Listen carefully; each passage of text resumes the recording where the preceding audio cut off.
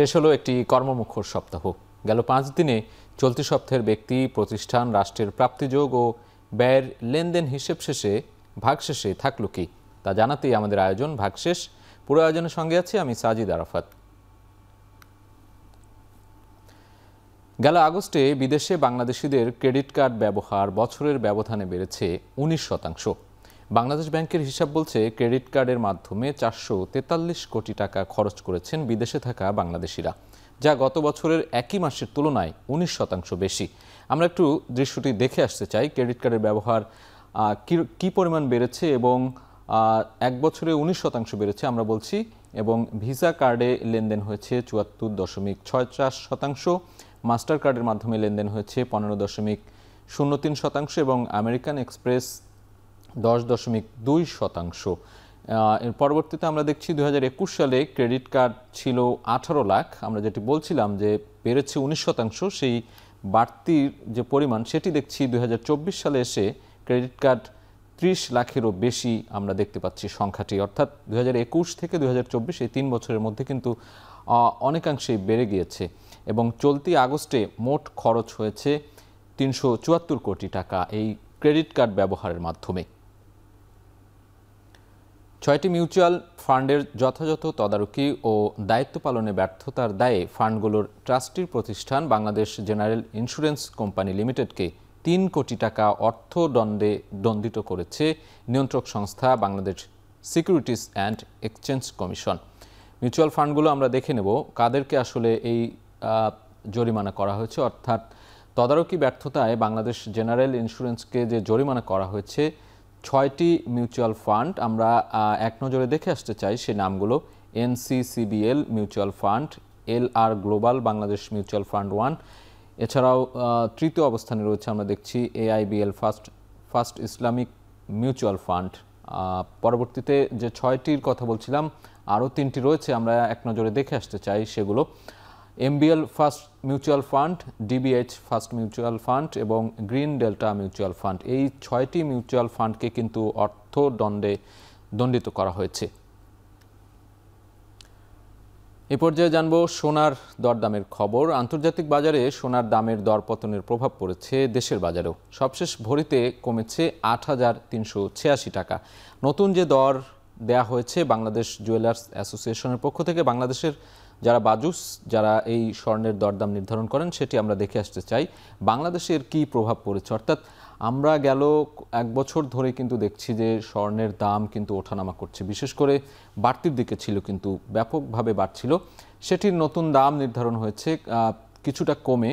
আমরা আজকে থেকে দেখছি 22 ক্যারেটের যে সোনার দাম সেটি 2,08,996 টাকা দেখছি, এবং 21 ক্যারেটের যে স্বর্ণ রয়েছে সেটির মূল্য আমরা দেখছি 1,99,501 টাকা, এবং 18 ক্যারেটের যেই সোনা রয়েছে তার মূল্য 1,70,994 টাকা, এবং সনাতন যে স্বর্ণ রয়েছে সেটির দাম আমরা দেখছি নির্ধারণ করা হয়েছে 1,42,219 টাকা, এবং রূপার দাম আমরা দেখছি যে 5,470, অর্থাৎ ভরি প্রতি যে দাম সেটি আমরা দেখে নিলাম স্বর্ণ এবং রূপার দাম।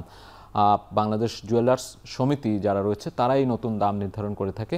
বিশ্ববাজারের সাথে তাল মিলিয়েই বাংলাদেশের এই দাম কিছুটা কমতির দিকে আমরা দেখছি এই পর্যায়ে।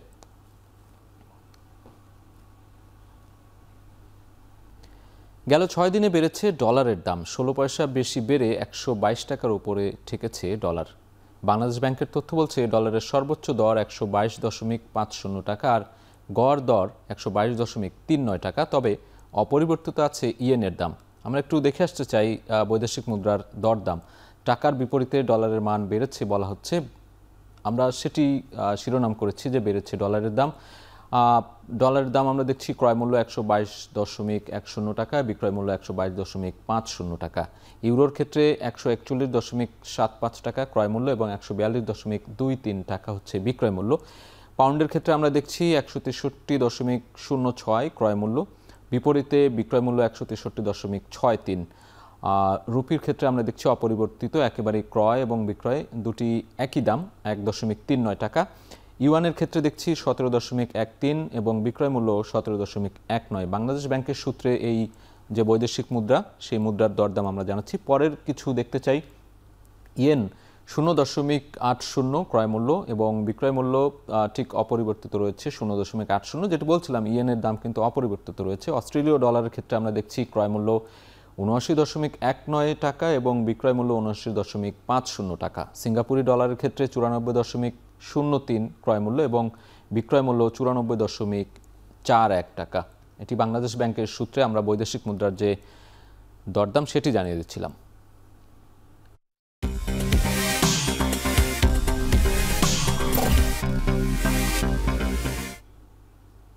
চলতি সপ্তাহের শেষ কার্যদিবসে ঢাকা স্টক এক্সচেঞ্জে ডিএসইএক্স সূচক বেড়েছে 55 পয়েন্ট।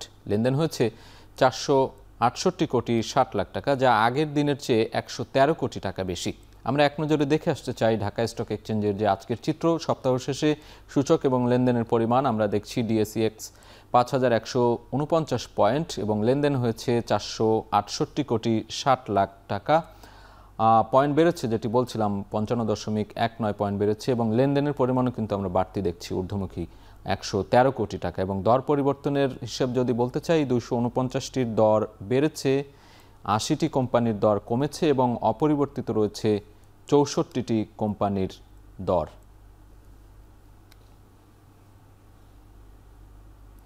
এদিকে চট্টগ্রাম স্টক এক্সচেঞ্জে সিএএসপিআই সূচক বেড়েছে 124.01 পয়েন্ট। লেনদেন হয়েছে 21.58 টাকা, যা আগের দিনের চেয়ে 9,31,025 কোটি টাকা বেশি। এক নজরে দেখব আমরা চট্টগ্রাম স্টক এক্সচেঞ্জের খবর, সূচক ও লেনদেনের যে বিষয়গুলো বলছিলাম। সিএএসপিআই 1413 পয়েন্ট এবং পয়েন্ট বেড়েছে 124.01। লেনদেন হয়েছে 21,58 টাকা এবং 9,31,000 কোটি টাকা লেনদেন বাড়তি দেখছি। দর পরিবর্তনের যে বিষয়টি জানিয়ে রাখতে চাই, 110টি কোম্পানির দর বেড়েছে, 58টি কোম্পানির দর কমেছে এবং সেই সঙ্গে 26টি কোম্পানির দর অপরিবর্তিত রয়েছে। ঢাকা পুঁজিবাজারের সার্বিক সূচক বেড়েছে 30 পয়েন্ট, মূলধন বেড়েছে 2000 কোটি টাকার বেশি। সাপ্তাহিক যে বিষয়টি বলছিলাম ঢাকা স্টক এক্সচেঞ্জের, সেটি আমরা দেখে আসতে চাই এক নজরে। 19 অক্টোবর যদি আমরা সপ্তাহের শুরুতেই ধরি, সেদিন ডিএসইএক্স 5044 পয়েন্ট আমরা দেখছি। সূচক পরিবর্তনের হার কিন্তু মাইনাস দেখতে পাচ্ছি, ঋণাত্মক 75.07। লেনদেন হয়েছে 442 কোটি টাকার বেশি এবং বাজার মূলধন 6,86,000 কোটি টাকা। একই রকম আমরা দেখছি 20 অক্টোবর কিন্তু সূচক বেড়েছে, লেনদেনও কিন্তু লেনদেনের পরিমাণ আমরা দেখছি কিছুটা কম ছিল, 394.64 টাকা। বাজার মূলধন 7,33,000 কোটি টাকা এবং 21 অক্টোবর 5,089 ডিএসইএক্স সূচক আমরা দেখছি এবং সূচকের পরিবর্তন মাইনাস আমরা দেখতে পাচ্ছি, অর্থাৎ ঋণাত্মক ছিল। বাজার মূলধন আমরা দেখতে পাই 21 অক্টোবর ছিল 7,02,000 কোটি টাকা। 22 অক্টোবরে কিন্তু আমরা দেখছি সূচকের পরিবর্তন 5.36।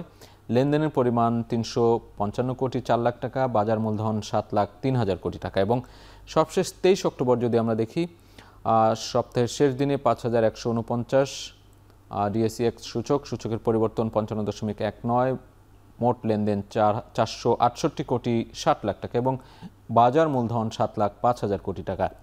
ঢাকা স্টক এক্সচেঞ্জের যে সূত্র, সেই সূত্রে আমরা জানিয়ে দিচ্ছিলাম এই পুরো সপ্তাহের লেনদেনের বিষয়টি।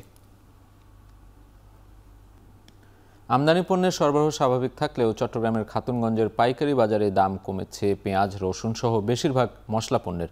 তবে বেচা বিক্রি অনেকটাই কম বলছেন ব্যবসায়ীরা। বিস্তারিত জানাতে নগরীর খাতুনগঞ্জ থেকে যুক্ত হচ্ছেন সহকর্মী কাজী মাহফুজ। মাহফুজ, নিশ্চয়ই আমাদের সাথে যুক্ত আছেন আপনি। সেখানে দাম কমার পর মশলার কি পরিস্থিতি এখন, বেচা বিক্রি কেমন, পুরো বিষয়টি জানাবেন। সাজিদ, সপ্তাহ ব্যবধানে যদি বলি সেক্ষেত্রে চট্টগ্রামের ভোগ্য পণ্যের বৃহত্তম পাইকারি বাজার খাতুনগঞ্জে মশলা জাতীয় অধিকাংশ পণ্যের দাম কমেছে। তবে দাম কমলেও যেখানে বেচাবিক্রি বাড়ার কথা ছিল সেটি কিন্তু হয়নি। আমরা দেখতে পাচ্ছি বেচাবিক্রি অনেকটাই কমেছে। এখানে যারা ব্যবসায়ী আছেন তারাও কিন্তু এই কথাটি বলছেন। পেঁয়াজের কথা যদি বলি, আমরা আজকের বাজারে দেখতে পাচ্ছি পেঁয়াজ পাইকারিতে 70 থেকে 75 টাকায় বিক্রি হচ্ছে এবং ভালো মানের যে পেঁয়াজ সেগুলো কিন্তু আবার 80 টাকা দরে বিক্রি হচ্ছে। অর্থাৎ এখানে যারা ব্যবসায়ী তারা বলছেন যে সপ্তাহ ব্যবধানে 3 থেকে 4 টাকা পর্যন্ত পেঁয়াজের দাম কমেছে। আর রসুনের ক্ষেত্রে আমরা দেখতে পাচ্ছি সপ্তাহ ব্যবধানে 5 টাকা পর্যন্ত চায়না রসুনের দাম কেজিতে কমেছে। যদিও আমরা দেখেছি 15-20 দিন আগে কিন্তু রসুনের দাম এক লাফে 25 টাকা পর্যন্ত বেড়েছিল, সেই জায়গাতে সপ্তাহ ব্যবধানে 5 টাকা কমে এসেছে। যদিও এখানে যারা ব্যবসায়ী বলছেন তারা বলছেন বুকিং রেট আসলে বেড়ে যাওয়ার কারণেই রসুনের দামে প্রভাবটি পড়েছে এবং দাম তেমন বেশি কমছে না। আর আদার ক্ষেত্রেও আমরা দেখতে পাচ্ছি চায়না আদা আজকের বাজারে বিক্রি হচ্ছে 130 টাকা কেজি দরে। এক সপ্তাহ আগে এই চায়না আদা বিক্রি হয়েছিল 140 থেকে 145 টাকায়। সেই জায়গাতে বলা যায় যে কেজিতে 10 থেকে 15 টাকা পর্যন্ত আদার দাম কমেছে। আর অন্যান্য যে মশলাগুলো আছে সেগুলোর দামও বাজারে কমতে শুরু করেছে, বিশেষ করে এলাচ, দারচিনি, জিরা সহ অন্যান্য যে পণ্যগুলো আছে সেগুলোর দামও কেজিতে 10 থেকে 15 দিনের ব্যবধানে 50 থেকে 100 টাকা পর্যন্ত কমেছে। জিরার ক্ষেত্রে আমরা দেখেছি ইন্ডিয়ান যে জিরা সেটি কিন্তু বাজারে বিক্রি হচ্ছে 520 থেকে 30 টাকায়, যদিও 10-15 দিন আগে জিরা বিক্রি হয়েছিল 610 টাকায়। আর এলাচের ক্ষেত্রেও কেজিতে 200-300 টাকা এক মাসের ব্যবধানে কমেছে, এমনটি বলছেন এখানকার ব্যবসায়ীরা। তো সব কিছু মিলে বলা যায় যে আসলে খাতুনগঞ্জের বাজারে আমদানির যে পণ্যগুলো আছে সেগুলোর সরবরাহ কিন্তু পর্যাপ্ত রয়েছে, সেই অনুযায়ী বেচা বিক্রি কমেছে বলছেন এখানকার ব্যবসায়ীরা। যেখানে বেচা বিক্রি বাড়ার কথা সেটি কিন্তু এখনো হয়নি। তো কেন আসলে বেচা বিক্রি কমেছে তার সঠিক কারণও এখনো বলতে পারছেন না এখানকার যারা ব্যবসায়ীরা। আপনাকে বলে রাখি যে চট্টগ্রামের এই ভোগ্যপণ্যের বৃহত্তম পাইকারি বাজার খাতুনগঞ্জ, এখান থেকে কিন্তু পার্শ্ববর্তী যে উপজেলাগুলো রয়েছে সেগুলোর পাশাপাশি কক্সবাজার থেকে শুরু করে পার্বত্য জেলা এবং নোয়াখালী থেকে শুরু করে ঢাকা পর্যন্ত কিন্তু এখান থেকে পণ্যগুলো যায়। সেই জায়গাতে গত কয়েক বছরে কিন্তু অনেকটাই ব্যবসাতে ভাটা পড়েছে। এখানে যারা ব্যবসায়ী আছেন তারাও আমাদেরকে বলেছেন, তারা বলছেন যে আসলে চট্টগ্রামের এই খাতুনগঞ্জে আগে বন্দর থেকে সরাসরি পণ্য এখানে চলে আসতো, এখন কিন্তু অনেকেই নারায়ণগঞ্জ থেকে শুরু করে অন্যান্য যে সকল জেলাগুলো আছে সেখানে কিন্তু অনেক ডিলার পাইকার আছেন, তারা সরাসরি পণ্য সেখানে নিয়ে যাচ্ছে এবং আমদানিকারকরাও সরাসরি পণ্যগুলো সেই জায়গাতে নিয়ে যায়, যার কারণে খাতুনগঞ্জের বেচা বিক্রি গত কয়েক বছরের ব্যবধানে কমতে শুরু করেছে।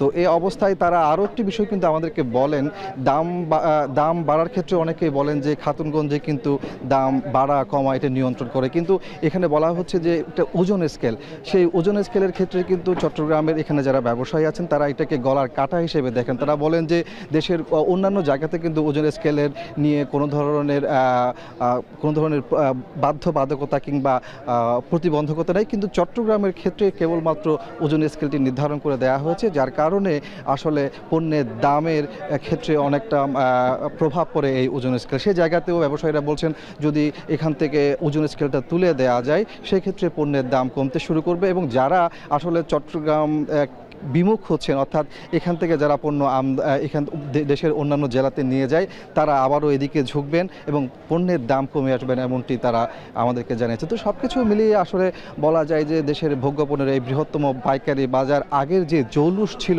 সেই জৌলুস যদি ফিরিয়ে আনতে হয় এবং আমদানি পণ্যের দাম যদি আরও কমিয়ে আনতে হয় সেই ক্ষেত্রে তারা আমাদেরকে জানিয়েছেন যে ওজনের স্কেলটি যেন তুলে দেওয়া হয়। তো সব কিছু মিলিয়ে আমার কাছে ছিল চট্টগ্রামের খাতুনগঞ্জ থেকে আমদানি পণ্যের সরবরাহ, ক্রয় বিক্রয় এবং দরদামের সবশেষ তথ্য। সহকর্মী কাজী মাহফুজ যুক্ত ছিলেন চট্টগ্রামের খাতুনগঞ্জ বাজার থেকে। এদিকে কুষ্টিয়ার চালের বাজার অনেকটাই স্থিতিশীল রয়েছে। ভারত থেকে চাল আমদানির কারণে দাম অপরিবর্তিত রয়েছে বলছেন ব্যবসায়ীরা। এছাড়াও কিছুদিনের মধ্যে নতুন ধান বাজারে উঠবে, তারও কিছুটা প্রভাব পড়েছে চালের দামে। কুষ্টিয়ার পৌর বাজার থেকে এ নিয়ে বিস্তারিত জানাতে যুক্ত হচ্ছেন সহকর্মী মেজবাউদ্দিন পলাশ। নিশ্চয়ই শুনতে পাচ্ছেন আমাদের, আমরা চালের দরদাম নিয়ে বলছিলাম। মোটা চাল এবং চিকন চালের দামের তুলনা কেমন, সেখানে পার্থক্য কেমন দেখছেন, বেচাকেনা কেমন হচ্ছে, সার্বিক বিষয় আমাদেরকে জানাবেন।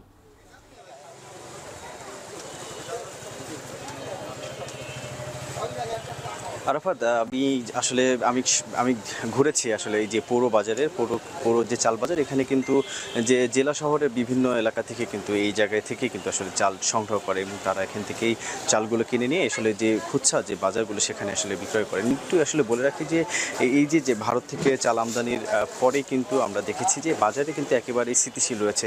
চালের দাম কিন্তু নতুন করে বাড়ে নাই, আগের যে দাম সেই দামে কিন্তু বিক্রি হচ্ছে। আমি ঠিক ঘুরেছি এই বাজারে, দেখেছি যে মিনিকেট সেটি কিন্তু ৭৪ টাকা বিক্রি হচ্ছে এবং যে কাজল লতা সেটি ৬৮ টাকা এবং যে বাসমতি সেটি আসলে ৯০ টাকা। এবং আরেকটি বিষয় বলে রাখি যে আটাশ যে চালটি সেটি ৫৮ টাকা আসলে দরে বিক্রয় হচ্ছে। এছাড়াও যে অন্যান্য যে চাল সেটি কিন্তু একেবারে যে দাম সেটি কিন্তু স্থিতিশীল রয়েছে। একটু আসলে বলে রাখি যে এটি কিন্তু কুষ্টিয়া কিন্তু যে সরু চালের মুকাম, এখানে কিন্তু এখান থেকে কিন্তু যে একটি বড় একটি আসলে মুকাম রয়েছে, এখানে কিন্তু ৩০০-এর অধিক আসলে যে হাস্কিন সহ এবং যে অটোর যে রাইস মিল সেইগুলো কিন্তু রয়েছে। এবং এতে কিন্তু যে বাজার যে চালের দামের যে বিষয়টি নির্ধারণ এবং কমার বাড়ার যে বিষয়টি সেটি কিন্তু এখানকার যারা ব্যবসায়ীরা রয়েছেন বা এখান যারা মিলাররা রয়েছেন তারা কিন্তু বেশ একটা বড় যে ভূমিকা রাখেন। তবে এইরকম একটি বিষয় আসলে বলে রাখি, তারা বলছেন যে তাদের যে বেচাকেনা সেটি কিন্তু একেবারেই কমে গেছে এবং তাদের যে বেচাকেনা একেবারে স্থিতিশীল পর্যায়ে রয়েছে। শুধুমাত্র যে ভারত থেকে